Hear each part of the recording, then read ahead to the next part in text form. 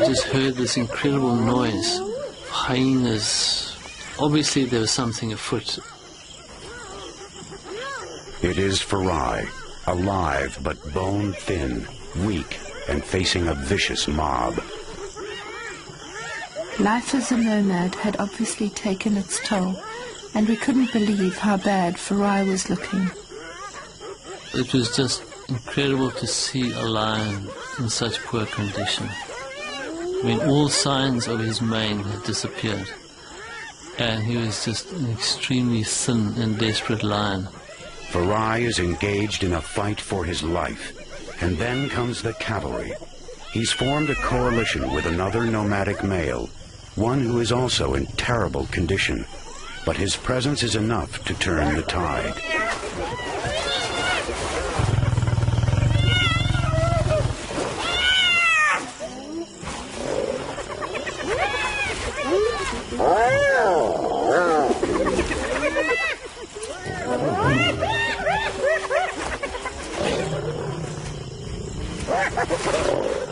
After a brief but desperate battle, the lions drive off the hyenas, and then exact a grisly revenge.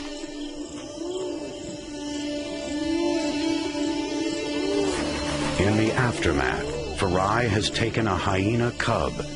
Hyenas are relatively slow breeders, and the death of a single cub can be an enormous loss.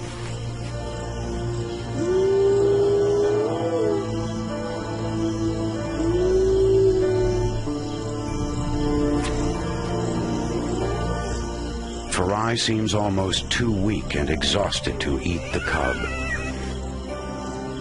It's most unusual for a lion to eat a hyena, but Farai was obviously really desperate and starving. Still, the Richardsons hold out some hope for the young lion.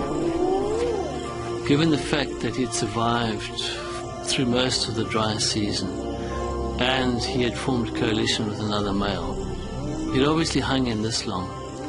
And we just hoped that he'd manage to hang in a bit longer.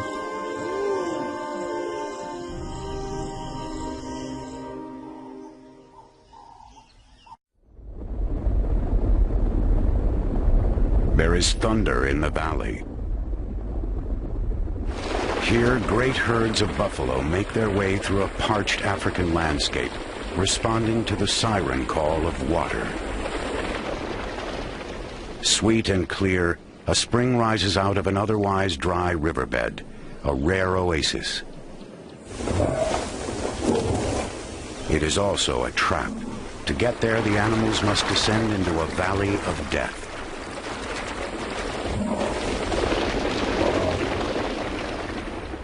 Filmmakers Lynn and Phil Richardson have come to this unique place in the hopes of capturing the secret life of the magnificent predators who prey upon these herds.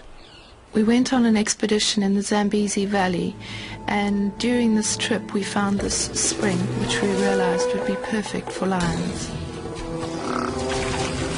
It's quite a big spring in an area which is very hot and very dry. So the large herds of buffalo, they have to go there to drink.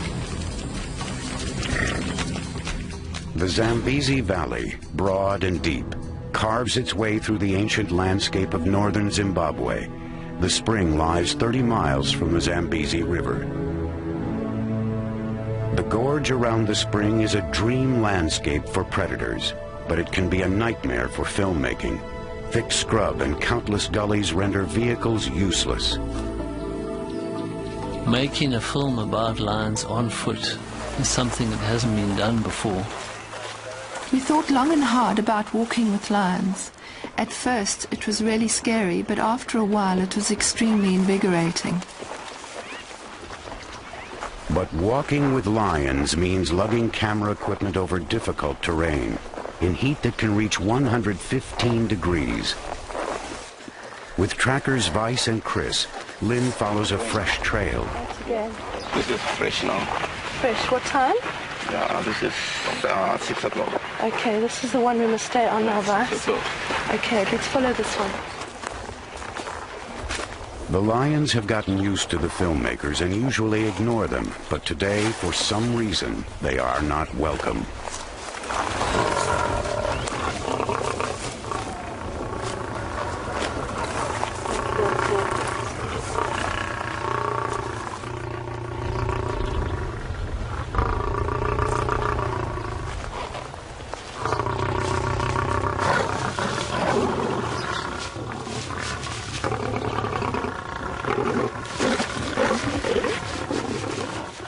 When a lion charges you, it's the most terrifying feeling, as if your heart has dropped out of your body.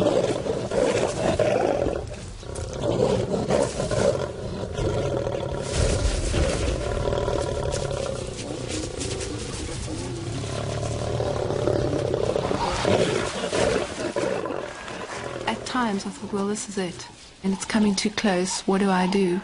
But thank goodness our trackers taught us not to move, and that was our saving grace. Sorry, Shumba. Very sorry. I think speaking to them very gently and quietly makes them relax. I'm certain of that. At first, Lynn assumes that they have stumbled upon sleeping lions. They're all sleeping here. That's a pity. We disturbed him. No, he's coming back. It's great. Okay, Shumba. But then the reason for the lion's aggression becomes clear. Vice is the first to realize what's wrong. There's more one. That's why they are so. That's why they're so nervous, because they've got cubs in there. Yes. It's their first glimpse of a cub they'll call Shumba, a cub who will become an important part of their lives over the next 4 years.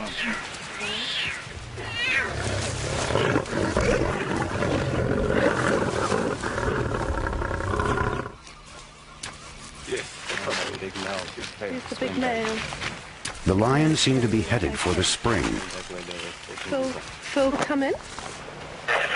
Okay, Phil, we are between Elbow and Fig Tree. Lynn about radios a Phil kilometre so that he can get there before them and into his hide. The cub belongs to a lioness dubbed Mrs. Hunter. Phil hurries to get into position. A zoologist as well as a filmmaker, he is eager to get a glimpse of the newest member of the pride.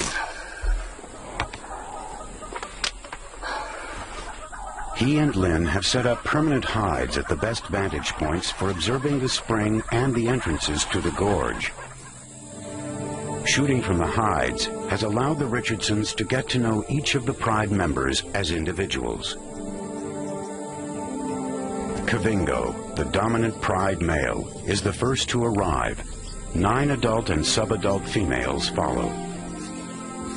Kavinga is the territorial male. He's actually a wonderful lion. He just has a superb confidence about him. And what's best is that he's relaxed with us and accepts us. Mrs. Hunter is the killer in the pride. She's very experienced, but she's also a fantastic and very gentle mother. Her cub Shumba was so confident and full of life, we knew from the outset that she was to be a very special lion.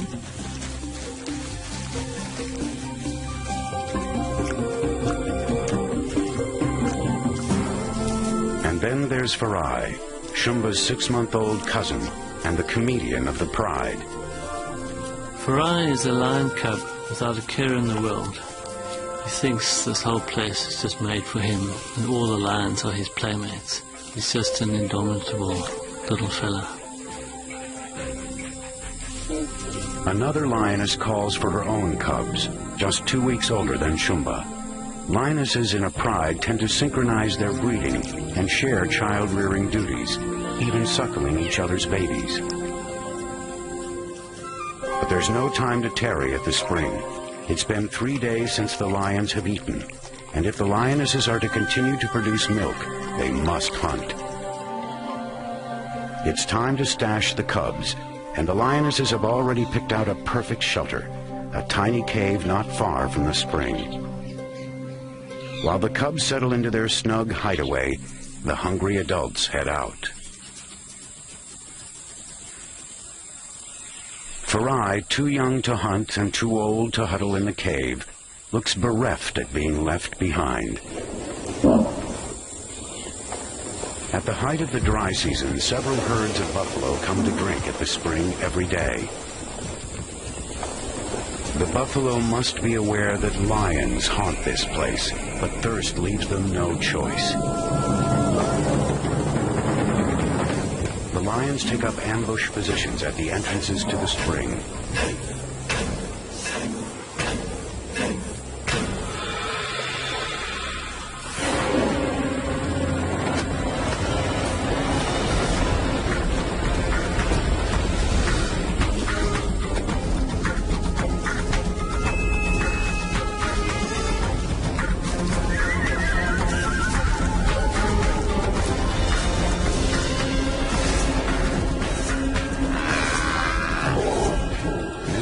hunter, Shumba's mother, shows exactly how she earned her name.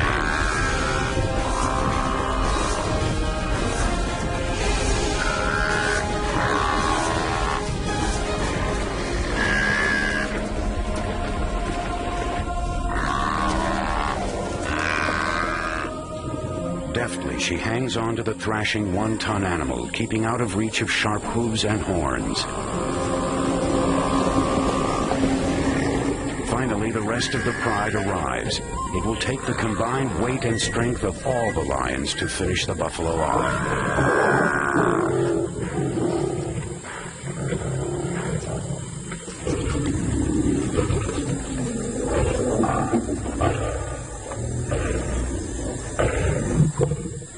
Within minutes, the scavengers have settled in to observe the kill, as have the filmmakers. They don't make a kill every day, and so when they do eat, they make the most of it. And they really gorge themselves and can eat 40 pounds of meat at a sitting. Spotted hyenas join the vultures waiting for a place at the banquet. The lions are so full that their attempts to drive off the hyenas, their ancient enemies, are half-hearted at best.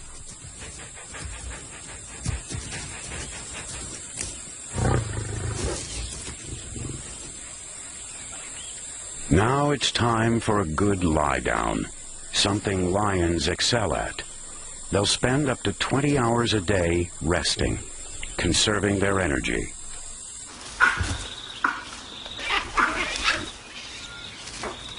But for the Richardsons, there's no time to nap. Back at camp, they have to prepare for a long night of filming. Okay, you got the lipstick? As dusk settles over the camp, some noisy neighbors roost in the trees above. For Phil and Lynn, the baboons are not just amusing. The baboons are quite helpful in a way. They're extremely vigilant, so when they're in camp, they act as a sort of security system for us and sound their alarm if a lion or leopard is approaching camp.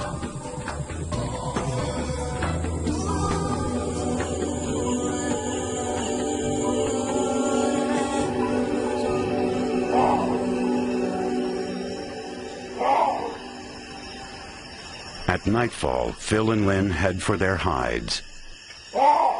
It took us a while to get used to walking in the bush at night. It's pitch black, full of sounds of animals, and you never know what is around you. Near the hide, Phil directs infrared lights toward the spring. We can't use regular lights or the lions will leave, so we use infrared light, which the lions can't see, but neither can we. So we're blind except for what's visible through our infrared camera. When you switch on the lights, there's absolutely no change in the animal behavior at all. To keep your wits about you, because all you can see is what you see in your monitor.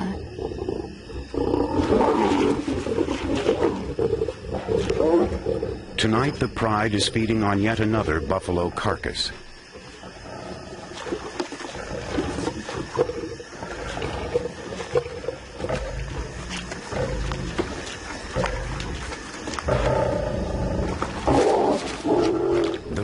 An uneasy affair with as much snarling as eating going on, and their dinner is about to be interrupted.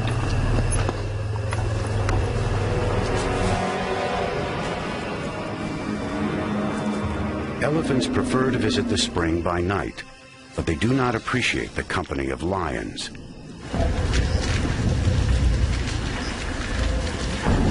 Protective cows crowd around their babies. The giant adults have little to fear from lions, but the big cats are the main predators of young elephant calves, and an ancient antagonism exists between the two species.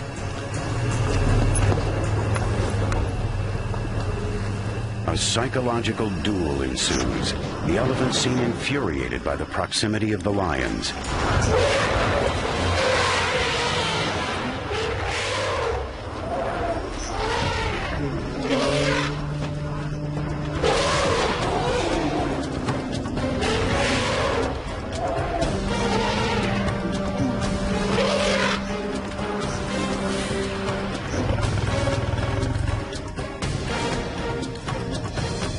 finally the lions retreat. The elephants appear to treat the buffalo carcass with a mixture of curiosity and fear.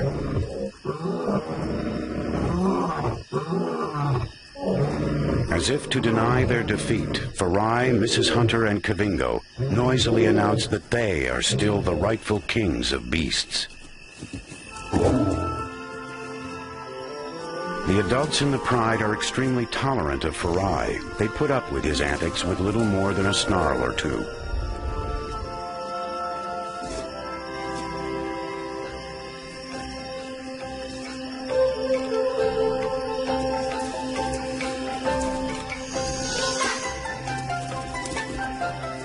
Now the ravenous cubs appear and suckle furiously. Even Farai, now old enough to be weaned, steals a suckle.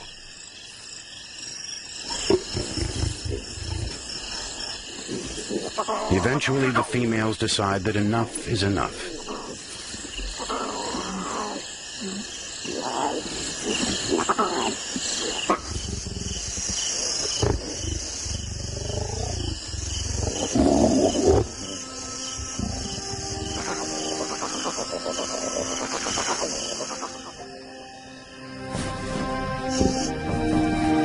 Now everyone is full and sleepy.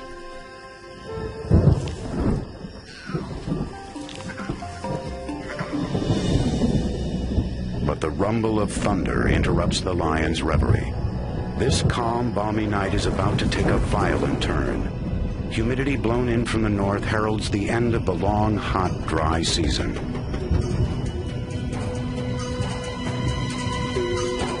It's time to get Shumba and her cousins into the den.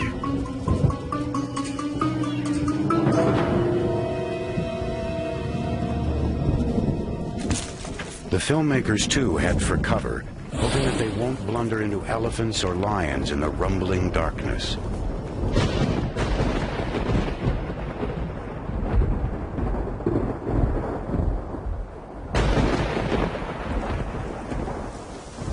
By morning, rain is falling steadily. The wet season is officially here.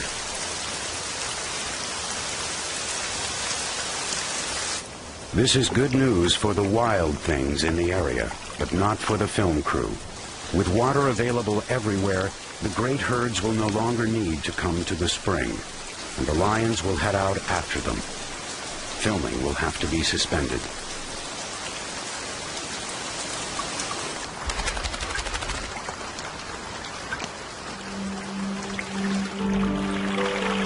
When the rains come at the end of the dry season, the place transforms immediately.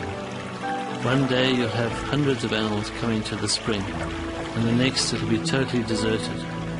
We just didn't realize for how long it would be deserted. When the weather came and we experienced the worst floods in living memory, our project was failing, and we had to face that, and there was nothing we could do. The Richardsons have little to film for almost a year and a half, aside from occasional sightings of the pride. Having hung in, we managed to see the pride from time to time. We caught glimpses of Farai and Shumba, and they all seemed to be flourishing.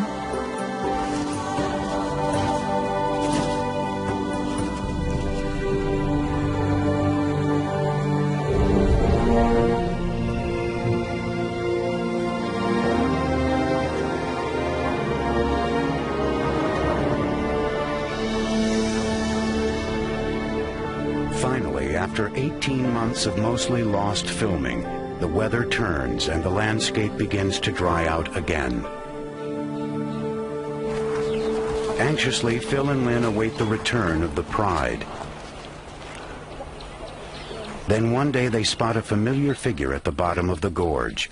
It is Mrs. Hunter on a buffalo kill. After so much time, the filmmakers have no idea if the lions will remember them, or if they'll be starting from scratch. We were very pleasantly surprised. She was actually amazingly tolerant, given the fact that we hadn't been this close to her for over 18 months. It was just so good to see the lions back again and to be on foot with them again.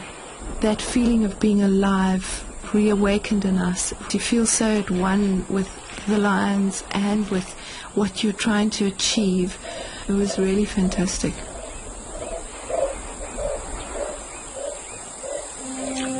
The filmmakers are delighted to see another lioness approach the kill.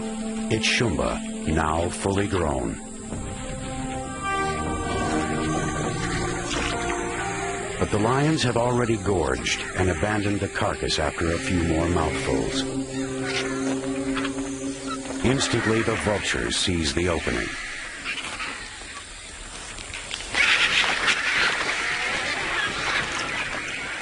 Shumba is not pleased, and with good reason. A vulture can consume 2 pounds of flesh in minutes.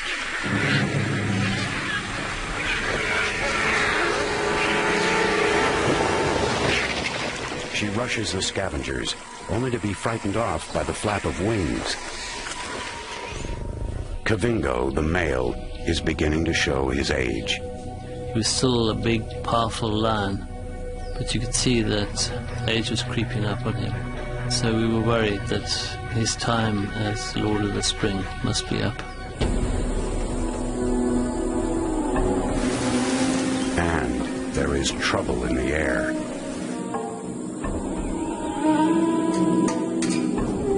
For weeks, Kavingo has smelled the telltale signs of 2 young males wandering through his territory. They are after his lionesses.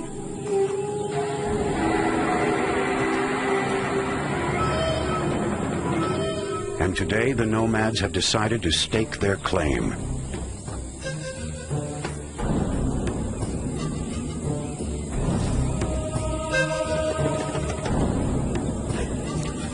The young males are in their prime.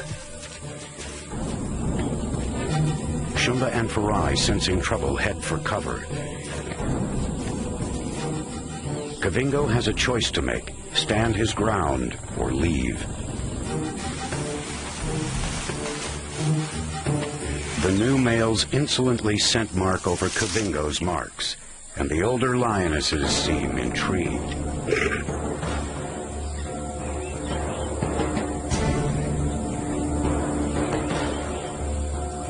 Like most young males, these 2 were expelled from their birth prides at about Farai's age, and have wandered after the herds ever since.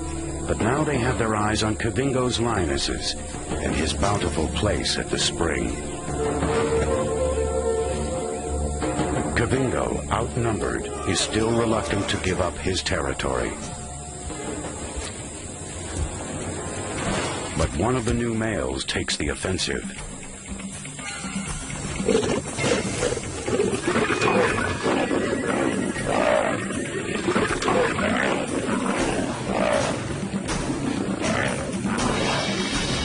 The battle is brief but decisive.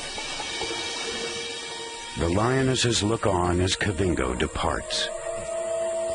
Bereft of his females and his prime real estate, the old male heads into the wilderness. The victor watches him go. We knew Kavingo couldn't last forever, but it was actually a very sad time for us. We knew him so well and we liked him.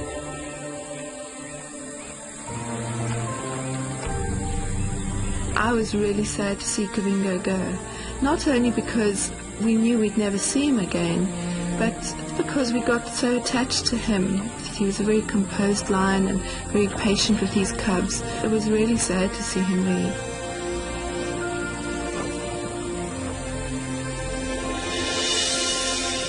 The arrival of the 2 new males seems to have unnerved the pride.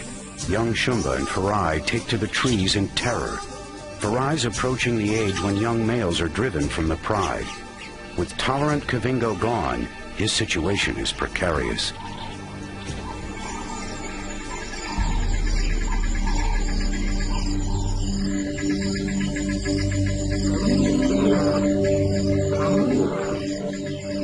The filmmakers are unnerved as well. These lions came from nowhere. We'd never seen them before. They'd probably not laid their eyes on humans before. They kept running away when we went close to them. Hoping the lions will come to them, Phil and Lynn set up in a hide near the pride's favorite place to drink. They don't have to wait long.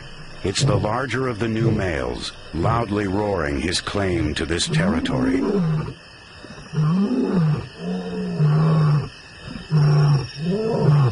had often videoed Kavinga at night, but now we had no idea how the two new males would react to us.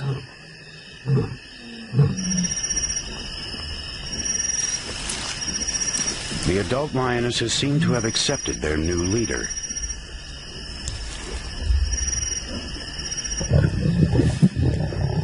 But the male has not accepted the presence of humans.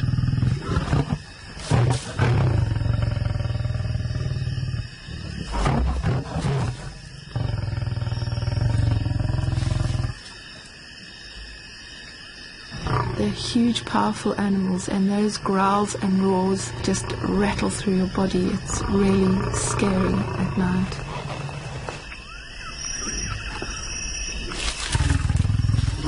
At night, they are just so completely in their own element, and you're so completely out of your element, and their respect for you diminishes to a very thin line.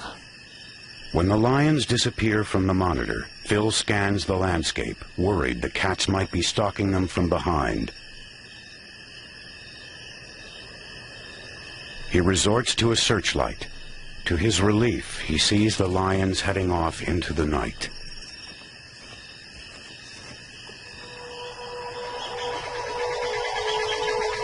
The dry season is deepening.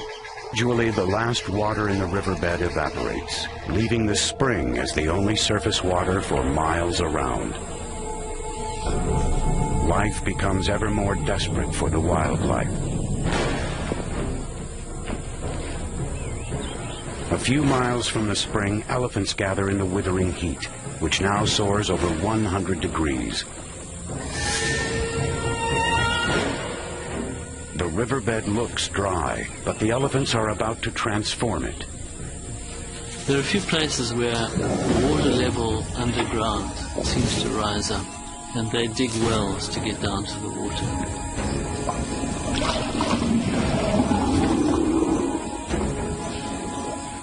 It is a great opportunity for the filmmakers, and a great risk. It's a lot more dangerous than working with lions on foot, because the mothers are so protective over their babies.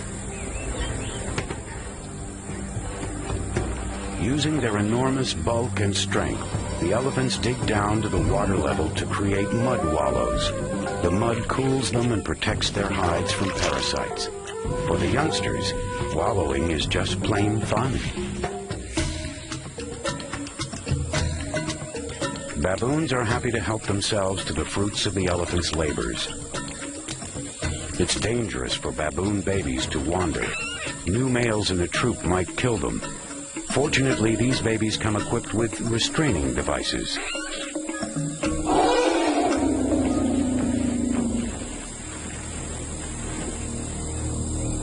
Phil notices that the wind is beginning to turn. Lynn heads for safety, but Phil stays behind to capture a few more close-ups. The elephants had been aware of me for quite a while, and so I was feeling quite confident. Then all of a sudden, she just got her bee in her bonnet and came for me. Phil takes cover, leaving the camera running.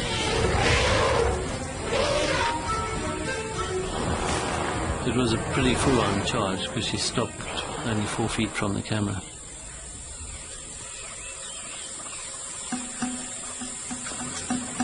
When the lion charges you, there's no question. You have to stand your ground. On the other hand, if an elephant is charging you, you definitely have to clear out of there.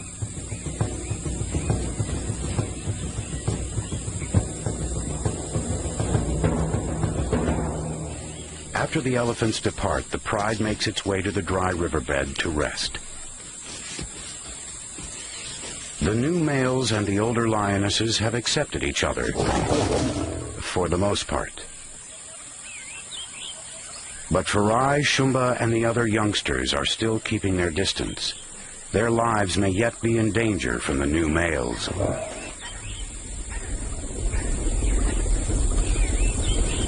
Shumba is the first to hear intriguing sounds from above the gorge. It's a large herd of buffalo, at least 200 strong.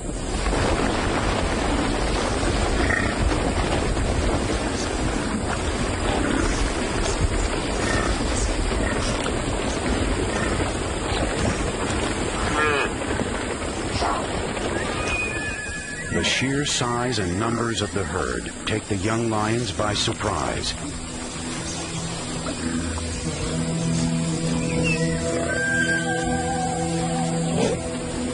Shumba manages to spook one cow.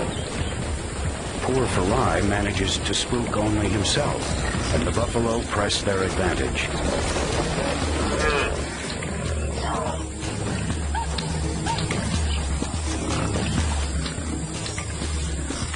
Buffalo are strange. Sometimes they run, sometimes they charge.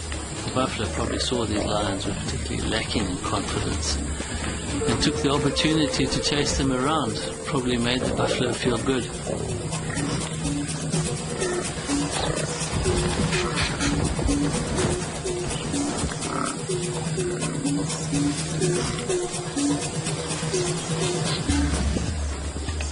The young lions slink off in ignominious defeat.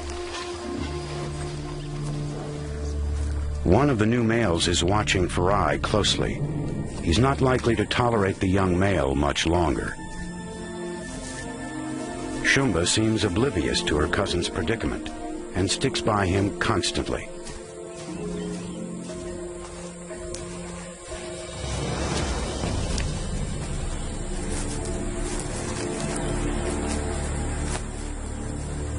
Sensing the new male's growing aggression, Farai heads off to take up the life of a nomad. We'd really grown to like him a lot, and it was sad to see him being eased out by these two big guys, because we knew that what lay ahead of him was a pretty tough time.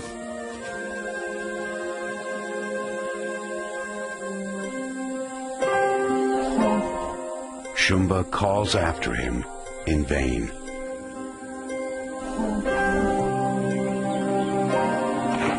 It is now the peak of another dry season. Water holes across this parched land have vanished.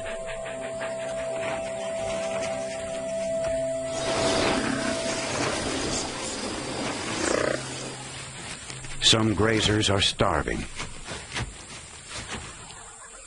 and some have not made it.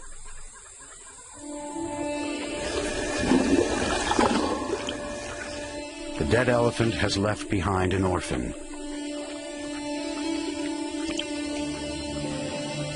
Just a year old, it cannot yet fend for itself, and it's vulnerable to predators.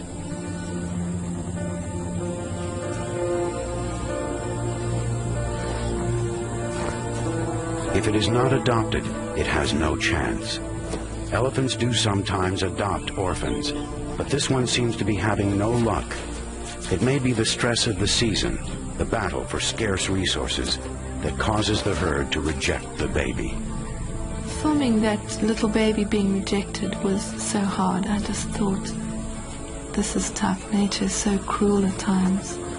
But it was really very sad to see that female push it away, and then it just went off on its own because it kind of got the message.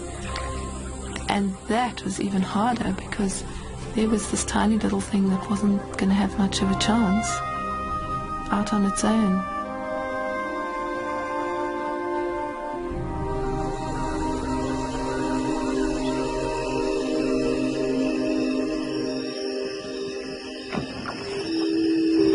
One night, the infrared light illuminates a group of elephants who have come to the spring and appear to be acting strangely. They seem both attracted and repelled by something.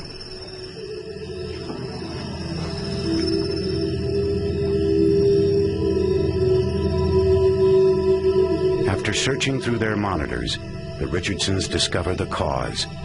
It's the baby elephant, now dead.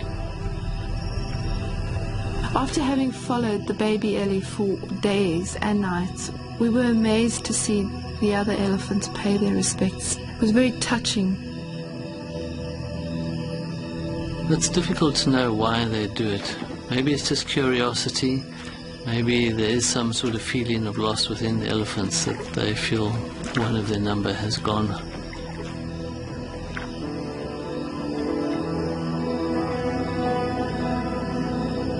But there's no room for sentiment in nature.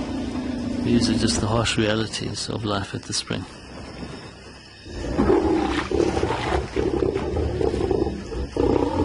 Before long, the lion pride has descended on the remains of the baby elephant. The size of the carcass brings together the entire pride for the first time since the arrival of the new males. The meal becomes a snarling, snappish affair.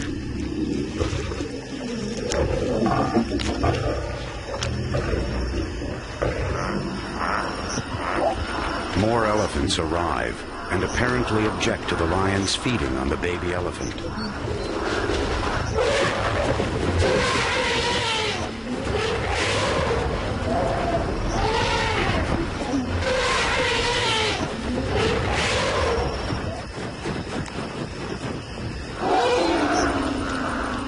In the end, it's a standoff.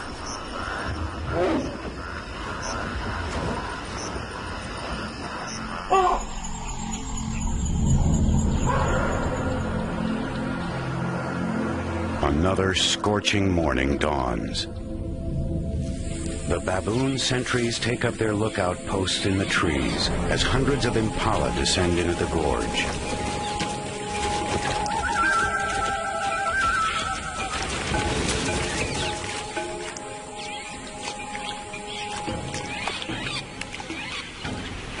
It is morning rush hour at the spring.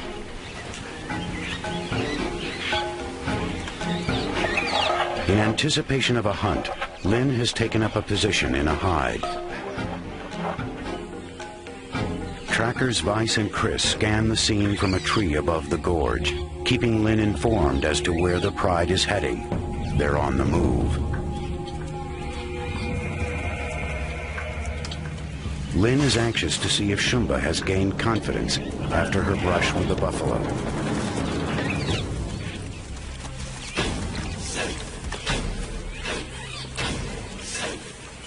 Everything was perfect. The gorge was filled with impala desperate to drink. Shumba was moving into a perfect position, and the rest of the pride had closed off all the entrances to the spring. I watched intensely and felt really excited to see her so engaged.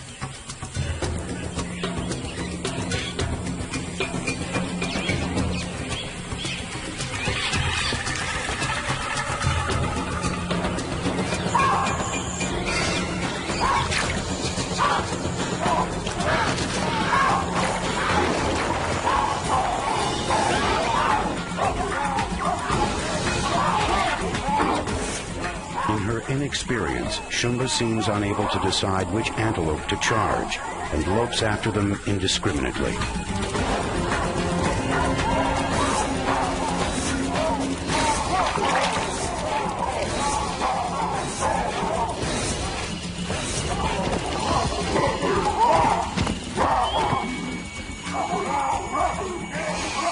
Then she spots a straggler.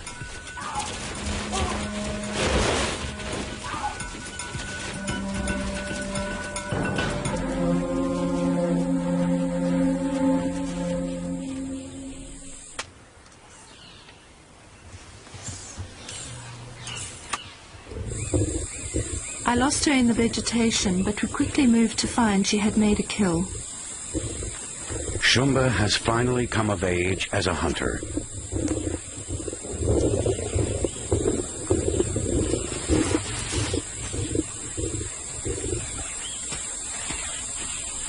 She has apparently come of age in another way. She no longer avoids the males. In fact, she seems quite taken by them.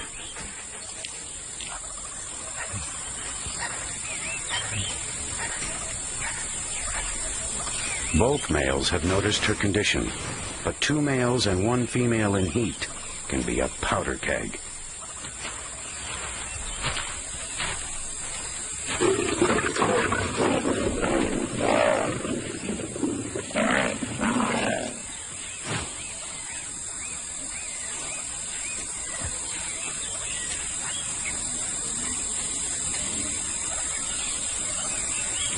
Having asserted his dominance over his companion, the darker-maned male will shadow Shumba closely, reveling in her chemical invitations.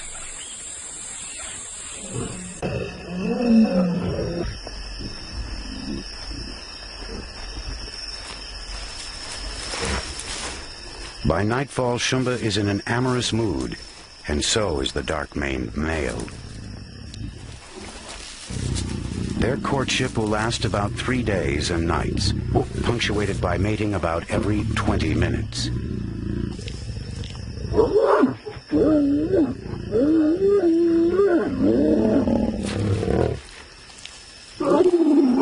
Afterward, the two roar in chorus. The other male responds, and his roars will not go unanswered.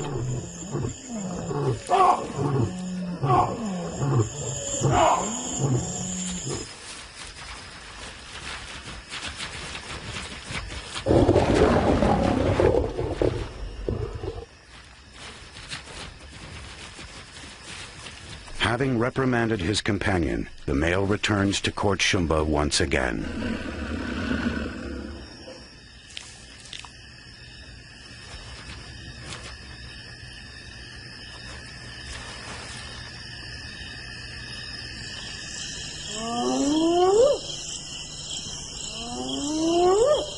A few nights later, strange wails and laughter pierce the gathering dusk.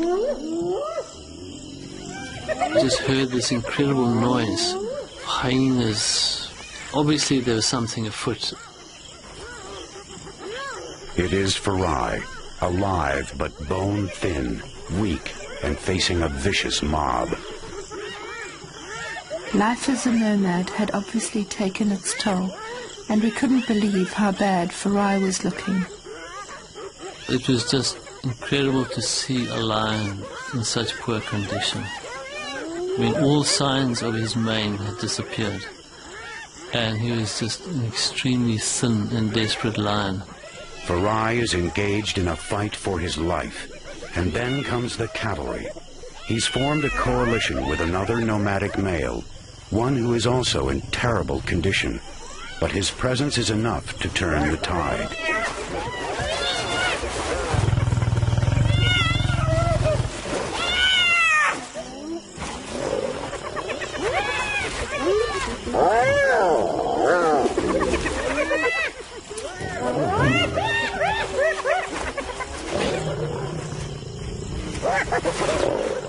After a brief but desperate battle, the lions drive off the hyenas, and then exact a grisly revenge.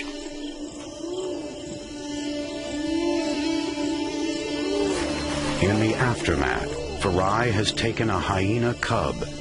Hyenas are relatively slow breeders, and the death of a single cub can be an enormous loss.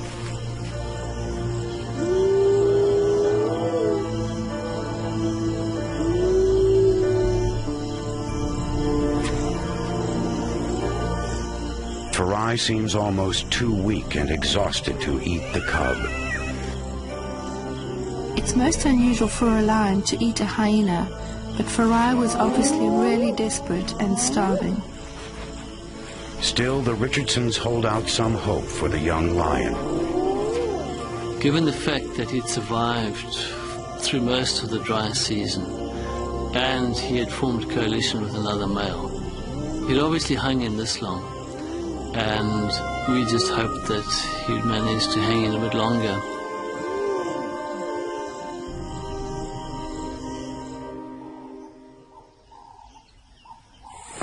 The next morning, Phil and trackers Chris Cross and Mike head out in the already soaring temperatures, strategizing where best to capture a hunt on film. If we go down two baobabs, a bad root baobab, go down to the water. Some of the pride watches them pass by.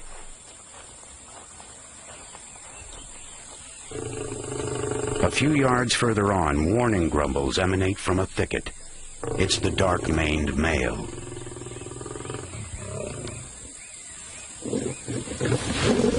He is still not fully habituated to the filmmakers.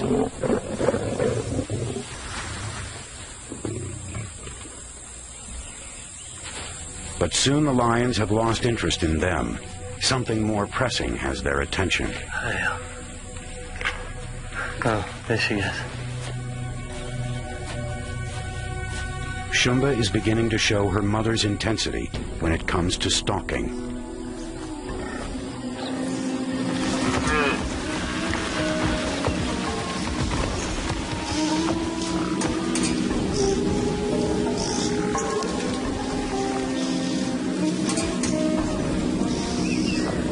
At the lip of the gorge, the nervous buffalo paws, perhaps sensing a trap.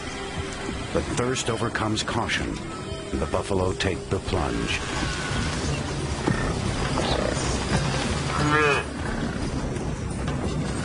Each step closer to the water takes them closer to the big cats.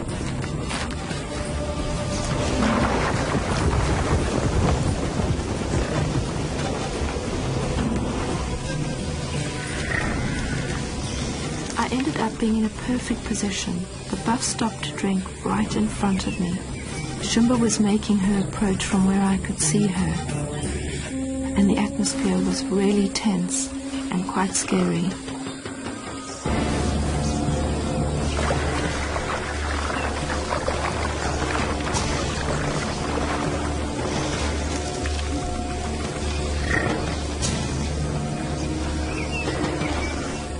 Shumba begins her stalk.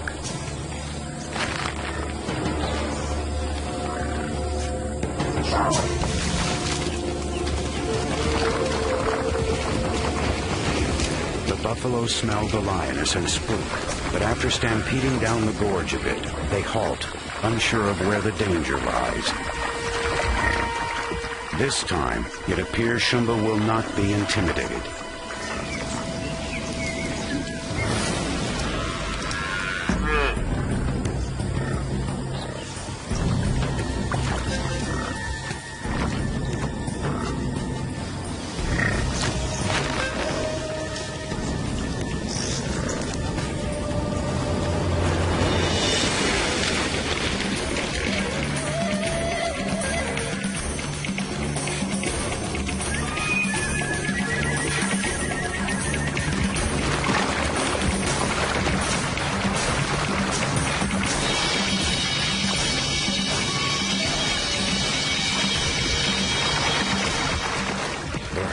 Thunders away from the young lioness.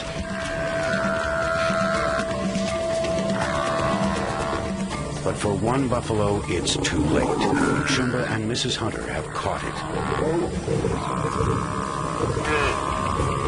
Once the buffalo is being caught and brought to a standstill, they seem to almost go into a state of stupor. Maybe this is brought about by the lions hamstringing them and biting the nerves at the base of the tail. He's sort of held in one position, but once he's on the ground, he's got no chance. It will take the pride 20 minutes to kill the enormous beast.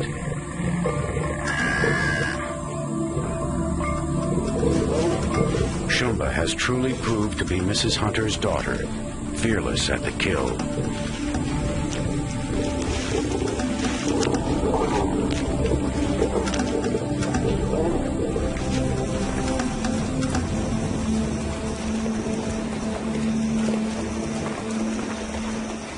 In the ensuing few weeks, it becomes clear that Shumba is up to something. The lions often used to lie up in the dry riverbed, but we noticed that Shumba was always there, and quite often on her own. So we suspected that she wasn't just lying up for comfort, but that something else was cooking. Chris Cross and Mike keep an eye on Shumba, waiting for her to head out on a hunting excursion. Only then can they safely send in the filmmakers to find out exactly what's been keeping Shumba so preoccupied. Cameras in hand, Lynn and Phil head for the spot that Shumba has been visiting. There, in a thicket that seems inadequate to protect something so precious, they find themselves in Shumba's den.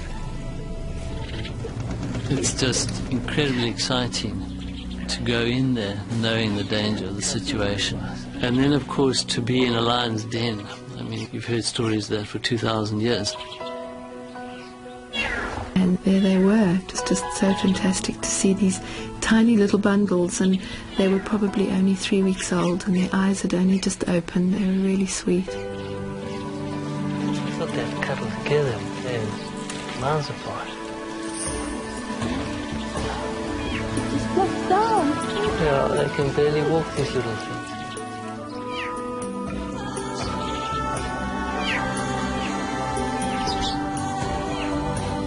Chris, confirm he's still with the lioness, over. Phil radios the trackers to find that time is short. Shumba is heading back to her den.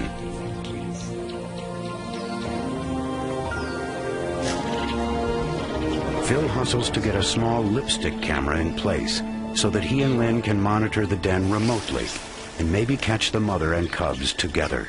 And let's see, let's clear out here. The lipstick's ready. Then it's time to go.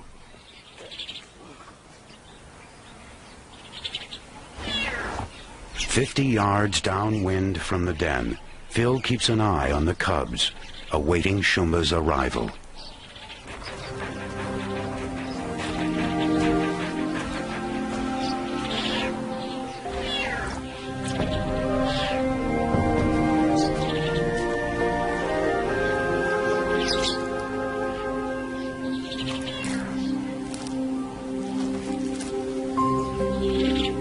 I don't believe it, but the lioness is in the den. She seemed so proud when she came back, and we watched her through the remote camera for quite a few weeks, and she was fantastic with the cubs. She was so gentle, and we thought she was to be a good mom.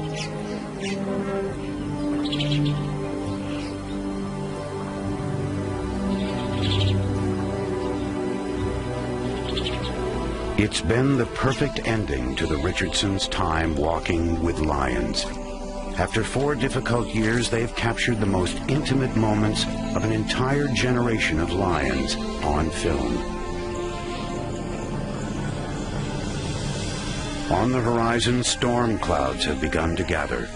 The rainy season cannot be far off. And soon the lions of the spring will depart, carrying with them the affections and hopes of the filmmakers who have come to know them so well.